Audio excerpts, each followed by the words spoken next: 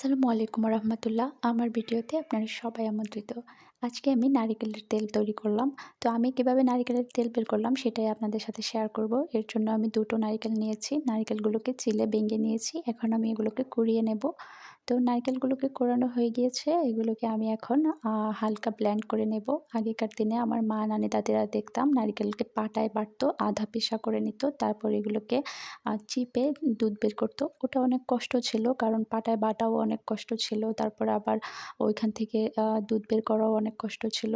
এখন তো আমরা ব্লেন্ডার মেশিনের সাহায্যে সহজেই করতে পারি। তো আমি নারিকেলগুলোকে আধা ব্লেন্ড করে নিয়েছি। সাথে একটু পানি দিয়েছি। ২ ভাগে করেছি। তারপর এগুলোকে আমি কুসুম গরম পানি মিক্স করেছি এগুলোর সাথে। এখন এগুলোকে আমি একটু মাড়িয়ে এগুলো চিপে ভালো করে যেন দুধগুলো বের হয় সেজন্য এগুলোকে ভালো করে মাড়িয়ে নিচ্ছি। তারপর এগুলোকে আমি ছাঁকনি দিয়ে ছেঁকে নেব। যেন দুধের সাথে কোনো আঁশ না থাকে। আর পরিত্যক্ত যে নারিকেলগুলো থাকবে ওগুলো আপাতত কোনো কাজ থাকবে না, সেগুলো ফেলে দেব। তো আগেকার দিনে আ আ আমাদের এভাবেই নারিকেলের তেল তৈরি করত। আগেকার দিনে বলব না, আমাদের অঞ্চলে এখনো অনেকেই এভাবে নারিকেলের তেল তৈরি করে। তেল কিনে ব্যবহার করা এটা তো আমার মা, নানি, দাদিরা কল্পনাই করত না কখনো। আ আ আ আমিও ওইভাবেই নারিকেলের তেল দিতাম। এখনো দিই বাড়ি থেকে তেল নিয়ে আসলে বা আমি নিজেও তৈরি করতে পারি। তো এই তো আমার নারিকেলের দুধগুলো তৈরি হয়ে গিয়েছে। আর এই অংশগুলো আমি ফেলে দেব। এগুলোর কোনো কাজ নেই আপাতত। তারপরে এই দুধগুলোকে আমি চুলায় জাল করব। এগুলোকে চুলায় অনেক টাইম জাল করতে হবে। একদম জাল করে ঘন করে ফেলতে হবে। তো এই তো আমার নারিকেলগুলো জাল হচ্ছে। এভাবে নারিকেলের দুধ থেকে তেল বের করা বিষয়টা খুবই আনন্দের। আর এগুলোতে কোনো ভেজাল নেই। একদম পারফেক্ট পিওর। আ এই তো জাল করা শেষ। এগুলোকে আমি রেখে দিয়েছি। আর এটা হচ্ছে পরের দিন সকালবেলা এখানে দুধ বসে গিয়েছে। দুধ থেকে তেল গুলো আলাদা হয়ে গিয়েছে উপরে।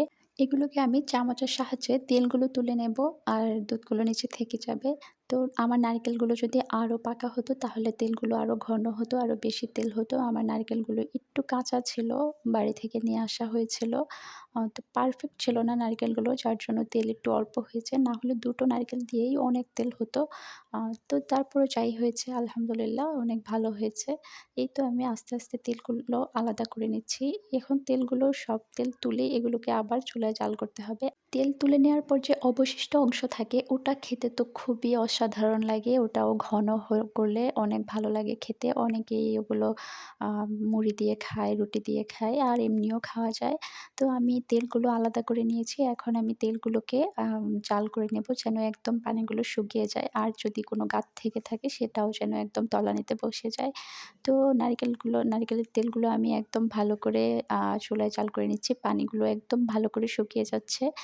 দেখতেই পাচ্ছেন। এভাবে তেল তৈরি করে মাথায় দিয়ে তো আ চুল অনেক ভালো হয়, অনেক সুন্দর হয়। আমাদের আত্মীয়স্বজন, পাড়া-প্রতিবেশী, আমাদের কি বলবো, পরিবার সবাই এভাবেই তেল তুলে ব্যবহার করে। আ এখন কিনেও ব্যবহার করে। কিন্তু আগেকার দিনে এভাবেই আমাদের অঞ্চলে ব্যবহার করা হতো। এই তো আমার নারিকেলের তেল হয়ে গেছে মাশাআল্লাহ। আলহামদুলিল্লাহ অনেক সুন্দর তেল হয়েছে। আ তো তেলগুলো খুবই, দেখতে পাচ্ছেন, খুবই পিওর। এর চেয়ে কোনো সহজ পদ্ধতি আমার মনে হয় না আছে নারিকেলের তেল বের করার জন্য।